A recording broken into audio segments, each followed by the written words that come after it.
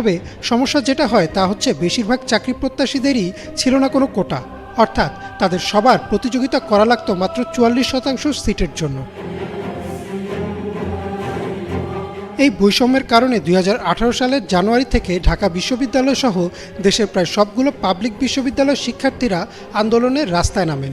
তাদের দাবি ছিল কোটা সংস্কার করা, যেন মেধার ভিত্তিতে নিয়োগের সুযোগ তৈরি হয়। এছাড়াও তখন সরকারের বিরুদ্ধে এই অভিযোগ ওঠে যে এই কোটার ব্যবহার করে সরকার তার অনুগত লোকদের সব খাতে বসাচ্ছেন, যেন সব ক্ষেত্রেই আওয়ামী লীগ সরকারের নিয়ন্ত্রণ থাকে। শিক্ষার্থীরা শান্তিপূর্ণভাবে দেশের বিভিন্ন সড়ক অবরোধ করে অবস্থান নেন।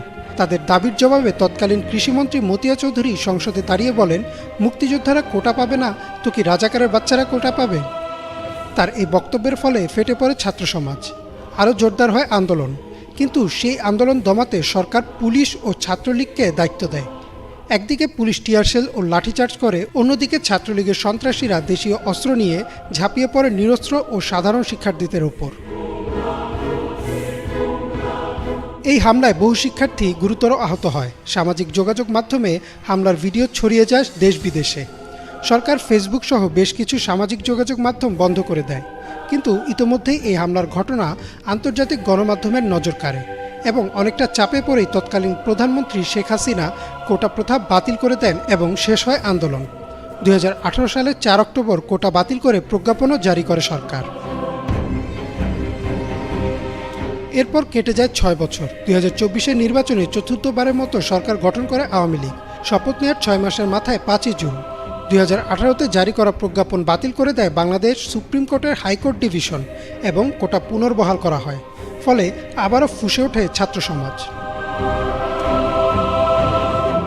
এবার বৈষম্য বিরোধী ছাত্র আন্দোলনের নেতৃত্বে সারা দেশে পাবলিক বিশ্ববিদ্যালয়ের ছাত্ররা রাস্তায় নামেন। এবারও তাদের দাবি কোটা সংস্কারের।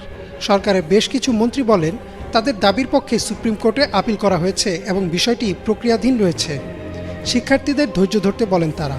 শুনানির দিন ধার্য করা হয় ৭ই আগস্ট।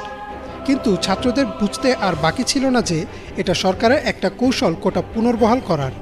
কারণ বিচার ব্যবস্থা থেকে শুরু করে প্রশাসনের সব ক্ষেত্রেই আওয়ামী লীগ সরকারের অনুগত। তাই তাদের দাবি ছিল সংসদে আইন পাশ করে কোটা প্রথা সংস্কার করা। ২০২৪ সালের ১৪ই জুলাই চীন পরবর্তী সংবাদ সম্মেলনে শেখ হাসিনা আন্দোলনকারীদের রাজাকারের নাতিপুতি বলে অভিহিত করেন। তার মানে কি মুক্তিযোদ্ধার সন্তান নাতিপুতিরা কেউ মেধাবী না, যত রাজাকারের বাচ্চারা নাতিপুতি হলো মেধাবী, তাই না? তার এই বক্তব্যের প্রতিক্রিয়ায় সেদিন রাতেই উত্তাল হয়ে ওঠে ঢাকা বিশ্ববিদ্যালয়, জাহাঙ্গীরনগর বিশ্ববিদ্যালয় সহ দেশের প্রায় সব পাবলিক বিশ্ববিদ্যালয়। শিক্ষার্থীরা স্লোগান দিতে থাকেন, তুমি কে আমি কে, রাজাকার রাজাকার, কে বলেছে স্বৈরাচার স্বৈরাচার। শিক্ষার্থীদের এই স্লোগানকে ইস্যু করে একে একে উস্কানিমূলক বক্তব্য দিতে থাকেন আওয়ামী লীগের সাধারণ সম্পাদক এবং সড়ক পরিবহন ও সেতুমন্ত্রী ওবায়দুল কাদের, শিক্ষামন্ত্রী মহিবুল হাসান চৌধুরী নফেল সহ অনেকেই। ওবায়দুল কাদের তার এক বক্তব্যে বলেন, এসব রাজাকারদের প্রতিহত করতে ছাত্রলীগই যথেষ্ট। তার এই উস্কানিমূলক বক্তব্যের পর সভাপতি সাদ্দামের নেতৃত্বে দেশীয় অস্ত্র নিয়ে ঠিক ২০১৮-র মতো এবারও সাধারণ শিক্ষার্থীদের উপর হামলা করে ছাত্রলীগ। লাঞ্ছিত করা হয় নারী শিক্ষার্থীদেরও। তবে এবার আর শিক্ষার্থীরা চুপ থাকেনি, তারাও পাল্টা প্রতিরোধ গড়ে তোলে। সাধারণ শিক্ষার্থীদের প্রতিরোধের মুখে বিশ্ববিদ্যালয় হল ছেড়ে পালাতে শুরু করে ছাত্রলীগের নেতাকর্মীরা। একে একে দেশের প্রায় সব পাবলিক বিশ্ববিদ্যালয়কে ছাত্রলীগ মুক্ত ঘোষণা করে সাধারণ শিক্ষার্থীরা।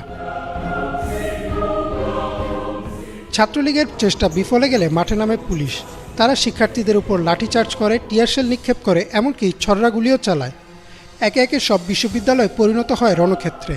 এমন অবস্থায় রংপুরে বেগম রোকেয়া বিশ্ববিদ্যালয়ের শিক্ষার্থী আবু সাইদকে পুলিশ নিরস্ত্র অবস্থায় খুব কাছ থেকে গুলি করে হত্যা করে। সামাজিক যোগাযোগ মাধ্যমে দ্রুত ছড়িয়ে পড়ে আবু সাইদের হত্যার ভিডিও। এতদিন চুপ থাকলেও আবু সাইদের মৃত্যুর পর মাঠে নামে বেসরকারি বিশ্ববিদ্যালয়ের শিক্ষার্থীরাও। শুধু বেসরকারি বিশ্ববিদ্যালয় না, সারা দেশের স্কুল ও কলেজের শিক্ষার্থীরাও যোগ দেয় আন্দোলনে। রাজধানী রামপুরা, উত্তরা, যাত্রাবাড়ি সহ দেশের অনেক জায়গায় শুরু হয় তুমুল সংঘর্ষ।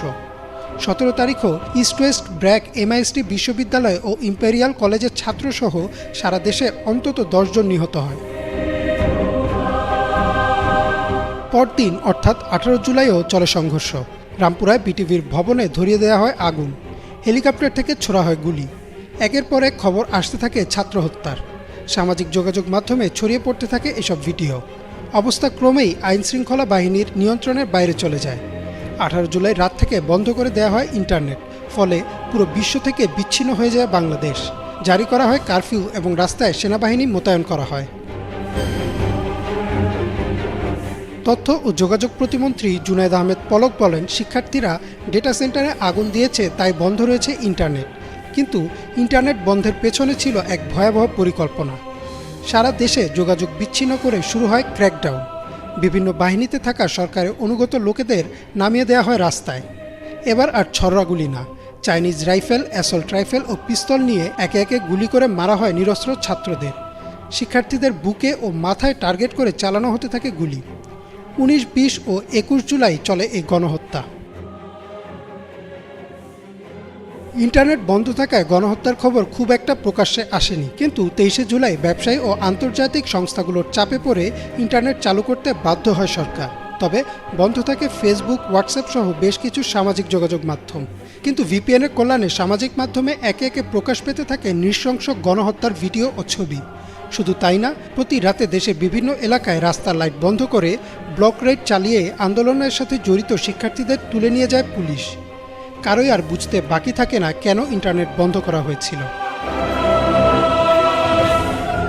এরই মধ্যে তৎকালীন ডিবি প্রধান হারুন আর রশিদ বৈষম্য বিরোধী ছাত্র আন্দোলনের 6 সমন্বয়ককে নিরাপত্তার অজুহাতে ডিবি কার্যালয়ে আটকে রাখে এবং একটি লিখিত বক্তব্য পাঠ করায়, যাতে বলা হয় তারা সব আন্দোলন প্রত্যাহার করেছেন। কিন্তু শিক্ষার্থীরা বুঝে ফেলে যে এই বক্তব্য জিম্মি করে আদায় করা, তাই তারা আন্দোলন চালিয়ে যাওয়ার ঘোষণা দেয়। শেখ হাসিনার ক্ষমা চাওয়া, স্বরাষ্ট্রমন্ত্রী ও সাধারণ সম্পাদকের পদত্যাগ এবং সকল গণহত্যার বিচারসহ 9 দফা দাবি প্রস্তাব করেন শিক্ষার্থীরা। এদিকে শেখ হাসিনা একে একে বিটিভি ভবন, ভাঙচুর হওয়া মেট্রো রেলের স্টেশন পরিদর্শনে গিয়ে কান্না করেন, যা শিক্ষার্থী, অভিভাবক এবং শিক্ষকদের মধ্যে জন্ম দেয় চরম ক্ষোভ। তারা বলেন, এতগুলো মৃত্যুর চেয়ে মেট্রো রেল আর বিটিভির মূল্য বেশি। একে একে রাস্তায় নেমে আসেন মাদ্রাসার শিক্ষার্থীরা, অভিভাবক, শিক্ষক, অভিনয়শিল্পী, ব্যান্ড তারকা সহ সর্বস্তরের মানুষ। এমনকি আন্দোলনরত শিক্ষার্থীদের পাশে দাঁড়ান রাজধানীর রিকশা চালকরাও। সরকার চাপে পড়ে আশ্বাস দেয় যে সকল হত্যাকাণ্ডের বিচার করা হবে এবং আটক 6 সমন্বয়কদের ছেড়ে দিতেও বাধ্য হয়। নিহত শিক্ষার্থীদের স্মরণে 31 জুলাই সরকারিভাবে শোক ঘোষণা করা হয়। সারা দেশের ছাত্র সমাজ ও সাধারণ জনগণ সেই শোক প্রত্যাখ্যান করে এবং কালোর বদলে লাল রং ধারণ করেন। 31 জুলাই সম্পূর্ণ ফেসবুক ছেয়ে যায় লাল রঙের প্রোফাইল পিকচারে। আগস্টের 2 তারিখ বিকেলে আনুমানিক 2 লক্ষ লোক জড়ো হন কেন্দ্রীয় শহীদ মিনার প্রাঙ্গণে। সকল শ্রেণী পেশার মানুষের মধ্যে বয়ে যায় এক গণজোয়ার। অনেকেই একে বলেন দেশের ইতিহাসের সবচেয়ে বড় গণ অভ্যুত্থান। সেদিনই 6 সমন্বয়ক 1 দফা দাবি তুলে ধরেন শেখ হাসিনার পদত্যাগ এবং 4 আগস্ট থেকে ডাক দেন অসহযোগ আন্দোলনের। শেখ হাসিনা শিক্ষার্থীদের আলোচনায় বসার আমন্ত্রণ জানান। তিনি বলেন, গণভবনের দরজা সবসময় খোলা আছে। তবে পরদিনই অর্থাৎ 3 আগস্ট উত্তরা, কুমিল্লা, মুন্সিগঞ্জ সহ দেশের বেশ কিছু জায়গায় পুলিশ ও ছাত্রলীগ হামলা চালায়। সেদিনও নিহত হয় বেশ কয়েকজন। 3 তারিখ রাতেই ওবায়দুল কাদের আওয়ামী লীগের নেতাকর্মীদের নির্দেশনা দেন পরদিন থেকে প্রতি ওয়ার্ডে ওয়ার্ডে প্রতিরোধ গড়ে তুলতে। এদিকে সেনাপ্রধান জেনারেল ওয়াকারুজ্জামান এক জরুরি বৈঠকে বসেন অন্যান্য সেনা কর্মকর্তাদের সাথে। সেই বৈঠকে সিদ্ধান্ত নেওয়া হয় সেনাবাহিনী আর গুলি চালাবে না, তারা সাধারণ মানুষের পাশে থাকবে। আর এই সিদ্ধান্তের পরই পরিস্থিতি পাল্টে যায় ছাত্রদের পক্ষে। 4 আগস্ট রবিবার সকাল থেকেই অসহযোগ আন্দোলনে যোগ দেয় শিক্ষার্থীসহ নানা শ্রেণী পেশার মানুষ। আন্দোলনকারীরা জড়ো হতে থাকে শাহবাগ, সায়েন্স ল্যাব সহ দেশের বিভিন্ন জায়গায়। বেলা 11টার পর থেকেই তাণ্ডব শুরু করে অস্ত্রধারী আওয়ামী লীগ, যুবলীগ ও ছাত্রলীগের নেতাকর্মীরা, এবং এই দিন পুলিশ নিষ্ক্রিয় ভূমিকা পালন করে। সম্পূর্ণ কোটা আন্দোলনে এই 4 আগস্ট ছিল সবচেয়ে রক্তাক্ত। এদিন পুলিশ, আওয়ামী লীগের নেতাকর্মী ও সাধারণ শিক্ষার্থী সহ শতাধিক মানুষের মৃত্যু হয়। শুরুতে কিছুটা পিছুপা হলেও অনেকটা পাবজি স্টাইলে পাল্টা আক্রমণ করে সাধারণ শিক্ষার্থীরা। এছাড়াও ঢাকাসহ দেশের বিভিন্ন জায়গায় ছাত্রলীগ কর্মীদের আক্রমণ থেকে শিক্ষার্থীদের রক্ষা করে সেনাবাহিনীর সদস্যরা, ফলে আওয়ামী লীগের সন্ত্রাসীরা পিছু হটতে বাধ্য হয়। 4 আগস্ট দুপুরে ঘোষণা আসে 6 August long march to Dhaka অনুষ্ঠিত হবে। তবে সারাদিনের চলা তাণ্ডবের কথা বিবেচনা করে 6 সমন্বয়ক ঘোষণা দেন পরদিনই অর্থাৎ 5 আগস্ট হবে লং মার্চ টু ঢাকা। আরও ঘোষণা আসে, যদি সরকার আবার ইন্টারনেট মোবাইল নেটওয়ার্ক বন্ধ করে দেয় অথবা 6 সমন্বয়কদের যদি হত্যা বা গুমও করে ফেলে, তবুও যেন এই লং মার্চ অব্যাহত থাকে। তারা সারা দেশের সাধারণ জনগণকে সেদিন রাস্তায় নেমে আসার আহ্বান জানান। তাদের আহ্বানে সাড়া দিয়ে রাতেই ঢাকার দিকে যাত্রা শুরু করে মানুষ, যে যেভাবে পেরেছে, কেউ ট্রাকে, কেউ সিএনজিতে, তবে অধিকাংশই পায়ে হেঁটে আসতে থাকেন ঢাকার দিকে। এদিকে 5 আগস্ট সকাল থেকেই থমথমে ছিল রাজধানী ঢাকার পরিবেশ। সকাল 10:30টায় শিক্ষার্থীরা শহীদ মিনারে জড়ো হওয়া শুরু করলে আবারও অ্যাকশনে নামে পুলিশ। ছোড়া হয় টিয়ার শেল, গুলি ও সাউন্ড গ্রেনেড। তবে 11টার পর থেকেই শাহবাগে নামতে শুরু করে সাধারণ মানুষের ঢল। বঙ্গভবন ও গণভবনে বাড়িয়ে দেওয়া হয় নিরাপত্তা। এদিকে সকাল 10টায় শেখ হাসিনা 3 বাহিনীর প্রধান ও পুলিশের আইজিপিকে ডেকে আরও বেশি কঠোর হওয়ার নির্দেশনা দেন। বেশ কয়েকটি সূত্র নিশ্চিত করেছে যে কোনো মূল্যেই তিনি ক্ষমতা ধরে রাখতে চেয়েছিলেন। সেনাপ্রধান ওয়াকারুজ্জামান শেখ হাসিনাকে পদত্যাগের উপদেশ দেন এবং বলেন পরিস্থিতি পুরোপুরি নিয়ন্ত্রণের বাইরে। আইজিপিও বলেন পুলিশও বেশি সময় কঠোর অবস্থান ধরে রাখতে পারবে না। শেখ হাসিনার বোন শেখ রেহানা ও পুত্র জয়ও বলেন পদত্যাগ করতে। পরে তিনি পদত্যাগে রাজি হন এবং জাতির উদ্দেশ্যে একটি ভাষণ রেকর্ড করতে চান। এদিকে 11টার পর থেকে রাজধানীর যাত্রাবাড়ি, শনিয়াখড়া, উত্তরা, সাভার দিয়ে কয়েক লক্ষ লোক ঢাকায় প্রবেশ করে। শাহবাগে তৈরি হয় এক জনসমুদ্র এবং সেই জনসমুদ্র যাত্রা শুরু করে গণভবনের দিকে।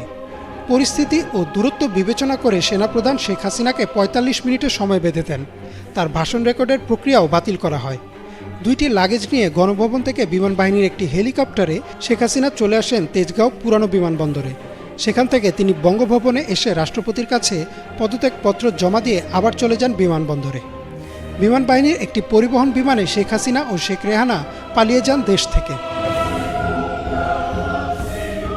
দুপুর 2টায় সেনাপ্রধানের জাতির উদ্দেশ্যে ভাষণ দেওয়ার কথা থাকে, কিন্তু সে ভাষণের সময় পিছিয়ে দেওয়া হয়। তবে 2টার কিছু পর থেকে খবর প্রকাশিত হয়ে যায় যে শেখ হাসিনা পদত্যাগ করেছেন এবং দেশ ছেড়েছেন। বাঁধভাঙা উল্লাসে ফেটে পড়ে শিক্ষার্থীসহ সকল শ্রেণী পেশার মানুষ। ঢাকার প্রতিটি রাস্তায় নামে আনন্দ মিছিল। লোকে লোকারণ্য হয়ে যায় সারা দেশের সব রাজপথ। জনগণ সব বাধা উপড়ে পৌঁছে যায় গণভবনে। যদিও ততক্ষণে দেশ ছেড়ে পালিয়েছেন শেখ হাসিনা। উচ্ছ্বাসে আনন্দে গণভবন থেকে শেখ হাসিনা ব্যবহার করা জিনিসপত্র নিয়ে যেতে থাকে আমজনতা। যদিও সেদিন রাতের মধ্যেই প্রায় 80 ভাগ জিনিস ফিরিয়ে দেন সাধারণ মানুষ। বেলা 3:30টায় সেনাপ্রধান জেনারেল ওয়াকারুজ্জামান আনুষ্ঠানিকভাবে জানান যে শেখ হাসিনা পদত্যাগ করেছেন এবং শীঘ্রই দেশে একটি অন্তর্বর্তীকালীন সরকার গঠন হবে এবং সেই সরকারের অধীনে হবে নির্বাচন। অবশেষে পতন হলো বাংলাদেশের ইতিহাসের সবচেয়ে বড় স্বৈরশাসকের। অনেকে হয়তো ভাবতে পারেন যে সামান্য এক কোটা সংস্কার আন্দোলন কিভাবে 15 বছর ধরে জেঁকে বসা এক শাসকের পতন ঘটায়। আসলে এই পতনের পিছনে শুধু কোটা সংস্কার ছিল না, সাধারণ মানুষের দীর্ঘ 15 বছরের ক্ষোভ, বিরোধী রাজনৈতিক দলগুলোর উপর চলা অত্যাচার, সীমাহীন দুর্নীতি ও লুটপাট, দ্রব্যমূল্যের লাগামহীন ঊর্ধ্বগতি, ছাত্রলীগ যুবলীগের অত্যাচার ও চাঁদাবাজি, বিচার বহির্ভূত হত্যাকাণ্ড ও গুম এবং সবশেষে শেখ হাসিনার অহংকার ও দাম্ভিকতার ফলে জনমনে যে ক্রোধের বারুদ জমা হয়, সেই বারুদেই আগুন দেয় কোটা সংস্কার আন্দোলন। আর বিশ্বের ইতিহাস সাক্ষী, যে কোনো দেশের যে কোনো স্বৈরশাসক যখনই ছাত্রদের বুকে গুলি চালায়, তখনই তার পতনের দিন গণনা শুরু হয়। জেনারেশন জেড বা জেনজি তাদের বুকের তাজা রক্ত ঢেলে এনে দিয়েছে নতুন স্বাধীনতা। এখন আমাদের সবার দায়িত্ব নিজ নিজ অবস্থান থেকে এই স্বাধীনতাকে রক্ষা করা।